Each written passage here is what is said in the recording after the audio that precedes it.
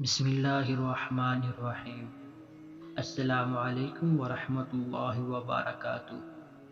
نسو ایک عورت نما آدمی تھا، باریک آواز، بغیر داڑھی اور نازک اندام مرد۔ وہ اپنی زہری شکل و صورت سے فائدہ اٹھاتے ہوئے زنانہ حمام میں عورتوں کا مساج کرتا اور میل اتارتا تھا۔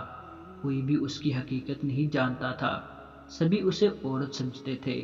یہ طریقہ اس کے لیے ذریعہ معاش بھی تھا اور عورتوں کے جسم سے لذت بھی لیتا تھا۔ کئی بار ضمیر کی ملامت کرنے پر اس نے اس کام سے توبہ بھی کر لی، لیکن ہمیشہ توبہ توڑتا رہا۔ ایک دن بادشاہ کی بیٹی حمام گئی۔ حمام اور مساج کرنے کے بعد اس کا گراں بہا گوہر ہیرا کھو گیا ہے۔ بادشاہ کی بیٹی نے حکم دیا کہ سب کی تلاشی لی جائے۔ سب کی تلاشی لی گئی، ہیرا نہیں ملا۔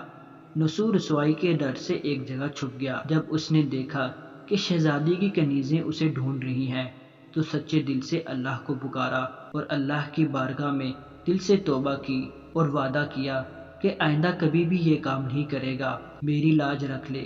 دعا مانگ ہی رہا تھا کہ اچانک باہر سے آواز سنائی دی کہ نسو کو چھوڑ دو، ہیرا مل گیا ہے۔ نسو نم آنکھوں سے شہزادی سے رخصت لے کر گھر آ گیا۔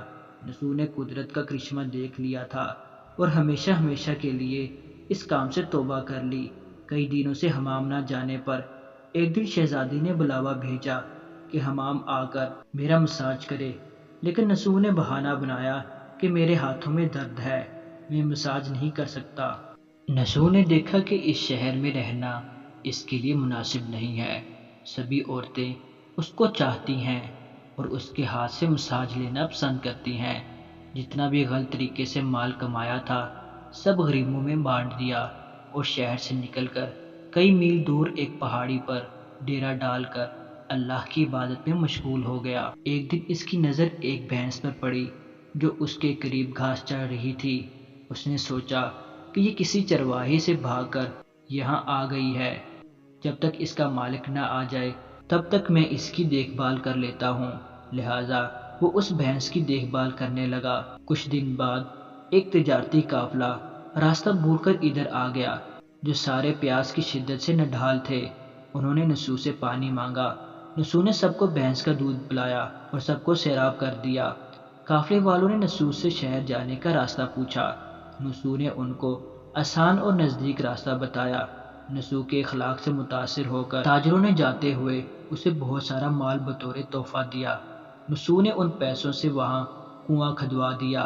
آہستہ آہستہ وہاں لوگ بسنے لگے اور عمارتیں بننے لگیں۔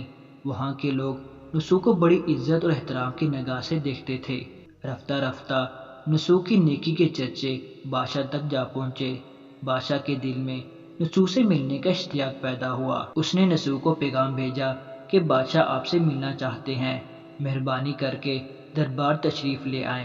جب نسو کو بادشاہ کا پیغام ملا تو اس نے ملنے سے انکار کر دیا اور معذرت چاہی کہ مجھے بہت سارے کام ہیں، میں نہیں آ سکتا۔ بادشاہ کو بہت تعجب ہوا، مگر اس بے نیازی کو دیکھ کر ملنے کی طلب اور بڑھ گئی۔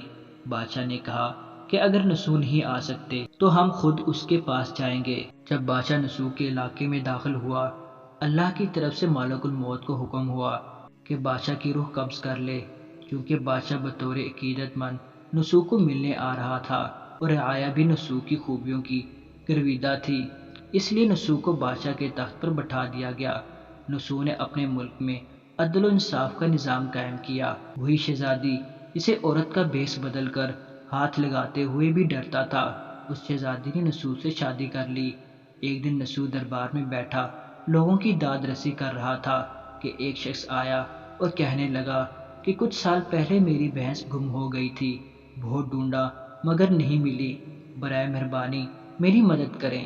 نسو نے کہا کہ تمہاری بھینس میرے پاس ہے، آج جو کچھ میرے پاس ہے وہ تمہاری بھینس کی وجہ سے ہے۔ نسو نے حکم دیا کہ اس کے سارے مال اور دولت کا آدھا حصہ بھینس کے مالک کو دے دیا جائے۔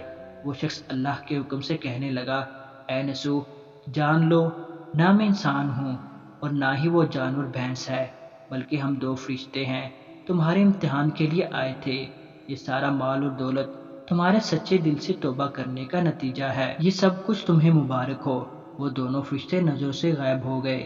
اسی وجہ سے سچے دل سے توبہ کرنے والے کو توبہ نصوح کہتے ہیں۔ تاریخ کی کتب میں نصوح کو بنی اسرائیل کے ایک بڑے عابد کی حیثیت سے لکھا گیا ہے۔